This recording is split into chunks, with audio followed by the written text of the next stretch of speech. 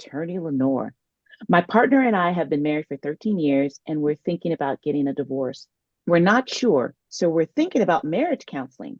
One of my friends had a good counselor and it helped a lot, but another friend tried it and it didn't work for them. What should we do if it doesn't work for us? Sincerely, afraid of failure. Well, a journey of 1,000 miles starts with the first step. You don't know unless you try. And Mm, this sort of dovetails into so much of what we were talking about, doing personal work and also finding the right counselor for you. I mean, everybody's different. And when people ask me sometimes about counselors, I say, well, I know several that are successful, but really that person has to click with you. You have to resonate with the counselor for it to be successful. So maybe this other friend, it didn't work because that counselor didn't resonate for them, or maybe because their marriage wasn't going to be saved by counseling. You just never know, as Natalie was saying. So what would you say, Natalie, when someone is coming to you for marriage counseling with these fears and doubts and questions? So, I mean, my first thought, to your point exactly, is good fit. Research has now shown that it's not just your commitment to therapy, but also the fit of the therapist, right? So, not only am I committed to this process, but I believe in you as my therapist. I trust you. I trust your mm, advice. I trust your recommendations. Without that, I could be telling you things and you're like, yeah, okay, lady, and then you don't do them because you don't trust me, right? So it's not a good fit.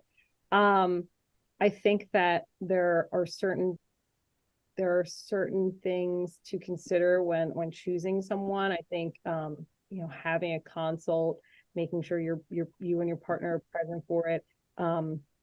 Asking things like if you were, trained in certain like Gottman, emotionally focused therapy, imago therapy. These are very relationship specific therapies. And if not saying that there might not be a good counselor who isn't certified or trained in these things, but that shows you that they're committed to, and they've put a lot of time and effort into focusing their efforts into couples, right, and marriages and relationships. So yeah, I agree with everything you're saying in regards to good fit. I think it's totally important. And commitment and motivation, because at the end of the day, I can't work harder than you on your relationship, right? And I tell clients, I can't go home with you. I can't go on vacation with you. Like, you gotta use the things. And that's why the commitment and motivation part is so huge as far as the success. I have clients, mostly males, ask me pretty frequently, what is your success rate? I'm like, well, it could be divorce. So I don't know what you mean by success rate, but if you're committed and motivated to the process, there should be, it should feel successful in some way, even if it's a separation or divorce or staying together, whatever the goal is.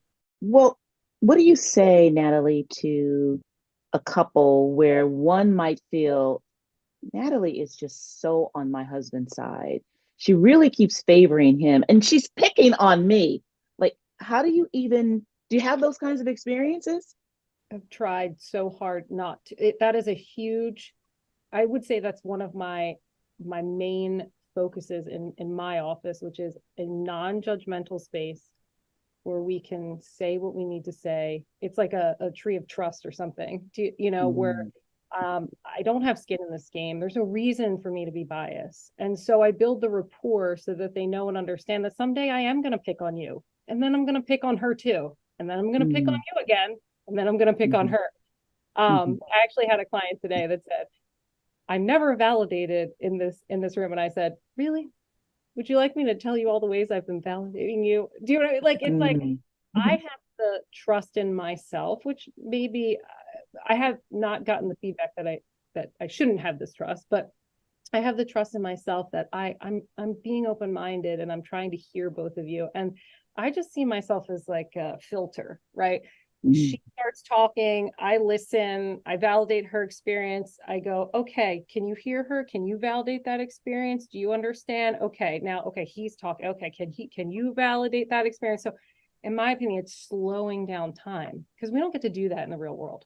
Things are happening so quickly. No, mhm, no, no, no mediator is saying, okay, slow down. okay, now listen to her. What is she really saying? You know, no, room, just like pausing and stopping time for a little bit. I don't really care about the context. I want to know what's happening for you. What are you experiencing in your body?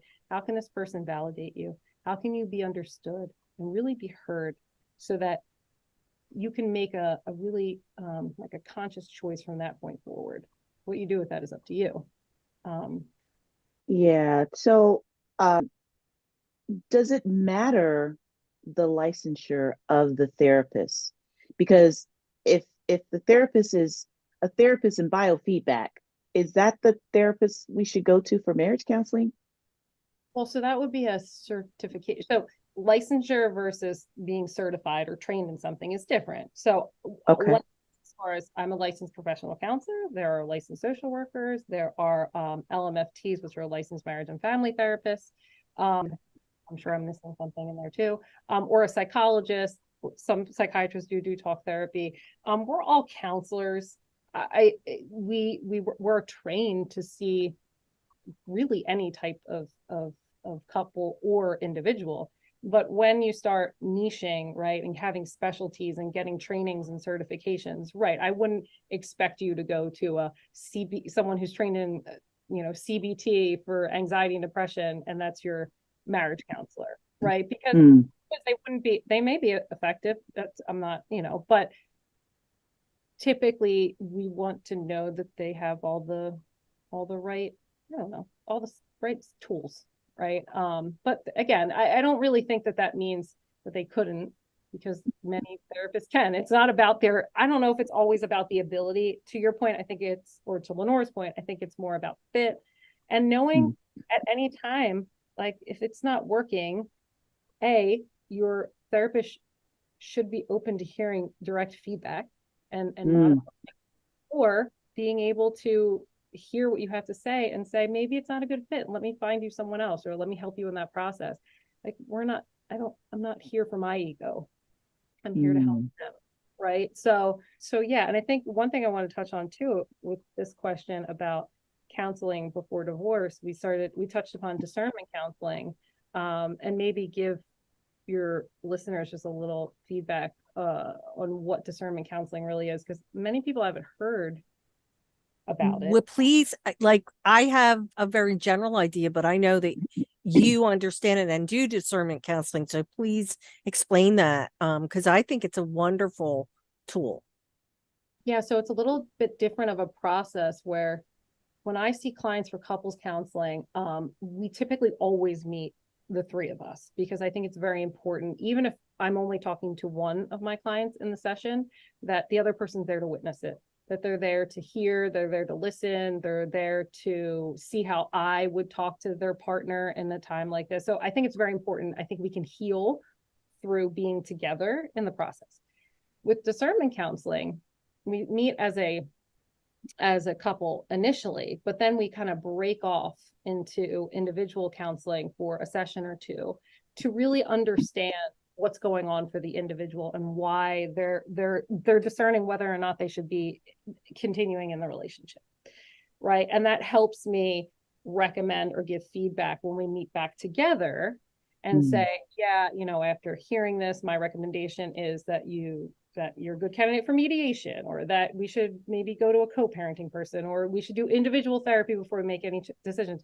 Or I think that we could try the marriage counseling process, and I would need your commitment. And what I do is I usually give them a time frame. We're going to do this for 3 months, 6 months, and we're going to put all of our eggs in this basket, and we're going to see if it works out, right? And so it's much different than when someone comes to see us for marriage counseling, because in marriage counseling, their goal is to be in the relationship, most likely.